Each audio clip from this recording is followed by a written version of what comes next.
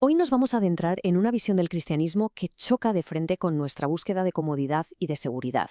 Es una visión, la verdad, mucho más exigente, más profunda, una que nos invita a convertirnos en un espejo para el mundo, incluso si ese espejo corre el riesgo de acabar roto. Vamos a arrancar con esta pregunta, que es clave. Es una cuestión que atraviesa toda la historia y la psicología humana, y que está, de hecho, en el mismísimo corazón de lo que vamos a analizar juntos hoy. Este va a ser un poco el camino que vamos a recorrer. Empezaremos con un patrón psicológico que es universal, veremos cómo la cruz le da la vuelta por completo y qué significa todo esto para una vida de fe que sea auténtica.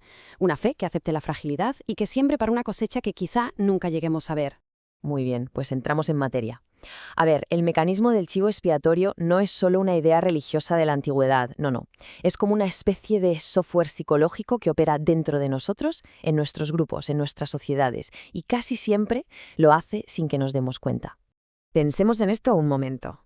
Cualquier comunidad, la que sea, construye una imagen ideal de sí misma. Nos vemos como justos, coherentes, morales, pero la sombra es esa verdad incómoda de lo que también somos. Es la distancia que hay entre lo que decimos que somos y lo que hacemos en realidad. Y esa distancia, claro, genera una tensión interna que se vuelve insoportable. ¿Y cómo se libera esa tensión? Pues a través de la proyección. Lo que no soporto de mí, lo veo, de forma exagerada, en otra persona.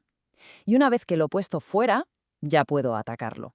El grupo elige a una víctima, la carga con toda su contradicción interna, y al expulsarla o destruirla, siente que ha limpiado el sistema. Es un autoengaño colectivo, pero tremendamente eficaz. Y ojo, que esto es tan antiguo como la civilización. Aquí vemos el ritual que se describe en el Antiguo Testamento. La culpa de toda la comunidad se transfiere de forma simbólica a un animal que luego es expulsado. El mecanismo es exactamente el mismo, depositar el desorden interior sobre una víctima para restaurar un orden que solo es aparente. Y es aquí, justo aquí, donde la narrativa cristiana introduce una revolución total. La cruz no es simplemente un sacrificio más, es el acontecimiento que coge este mecanismo universal y literalmente lo hace saltar por los aires, exponiéndolo a la luz para siempre. Fijémonos en este contraste, porque es radical. En la mitología antigua, la víctima casi siempre se nos presenta como culpable, como un monstruo que merecía su destino. Su sacrificio restaura el orden, la violencia queda justificada. El cristianismo dice justo lo contrario. La víctima es inocente, el sacrificio es una injusticia tremenda y la violencia de la comunidad queda por primera vez completamente desenmascarada. Esta frase de Pilato es el punto de quiebre. La autoridad, el sistema, declara explícitamente que la víctima es inocente. Y esto, claro, cortocircuita por completo la lógica del chivo expiatorio.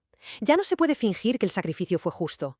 La cruz revela que la culpable no es la víctima, sino la comunidad que proyecta sobre ella su propia sombra y su propia violencia.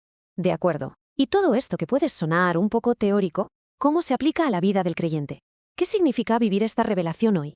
Pues significa entender que a veces la propia existencia de una persona puede funcionar como un espejo, y un espejo profundamente incómodo. Pensemos un segundo en el juicio a Jesús. Su silencio no es pasividad, es una respuesta asimétrica, muy inteligente.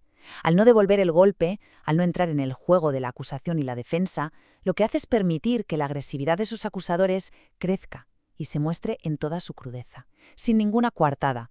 La violencia del otro queda completamente al desnudo. Así es como funciona el efecto espejo. Cuando alguien vive con una integridad que no depende del prestigio o del poder, su sola presencia puede hacer que aflore la ambición, la envidia o la hipocresía del entorno. Y no porque denuncie activamente, sino porque su vida misma es el contraste. Y claro, a nadie le gusta que le pongan un espejo delante.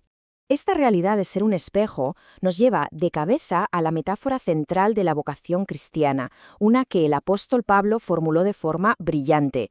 Es la idea, completamente paradójica, de que la verdadera fuerza espiritual se manifiesta a través de nuestra fragilidad cuando la asumimos.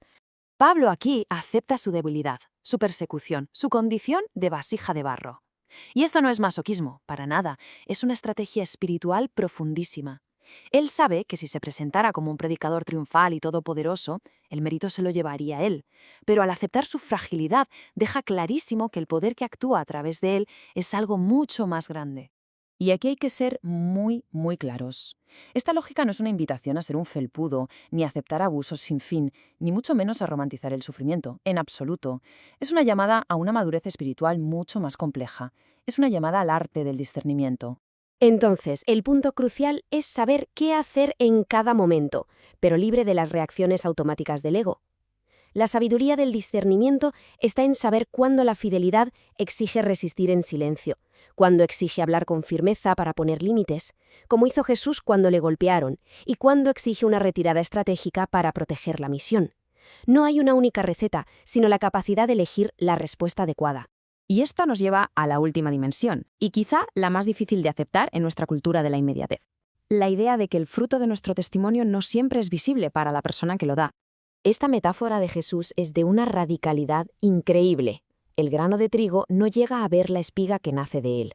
Se entrega para una cosecha futura que él no va a contemplar. Esto nos invita a desvincular nuestras acciones de la necesidad de una recompensa o de un resultado inmediato. El ejemplo es que es sobrecogedor. Esteban muere apedreado, y entre los que aprueban su muerte hay un joven llamado Saulo. En ese momento parece un fracaso absoluto, pero ¿y si el testimonio de Esteban, su serenidad al morir, sembró una grieta invisible en la conciencia de Saulo? No podemos saberlo con certeza, pero el fruto, totalmente inesperado, aparece más tarde. Saulo se convierte en Pablo. Porque, seamos sinceros, reconocer nuestra propia sombra es un proceso largo y muy doloroso. La serenidad de la víctima, su falta de odio, puede introducir una pregunta, una duda en la mente del agresor, y esa semilla puede quedarse ahí, latente durante años antes de germinar. El testigo siembra, pero el tiempo de la cosecha, ese, pertenece a otro. Así que la pregunta final que todo este análisis nos plantea es esta. ¿Qué tipo de fe buscamos en realidad? ¿Una que nos sirva de blindaje, que nos construya una vida agradable y sin muchas complicaciones? ¿O una fe valiente, cruciforme, dispuesta a gastarse por amor, a convertirse en espejo y a sembrar para un futuro que quizá no lleguemos a ver? Encontrar una respuesta personal a esa pregunta es en el fondo lo que define el núcleo de la propia vocación cristiana, el camino que cada cual, al final, decide tomar. Si esta reflexión sobre un cristianismo valiente y entregado resuena, y si quieres saber más acerca de la asociación Camino Anima Mundi, se puede solicitar información escribiendo a este correo: quiero@caminoanimamundi.org.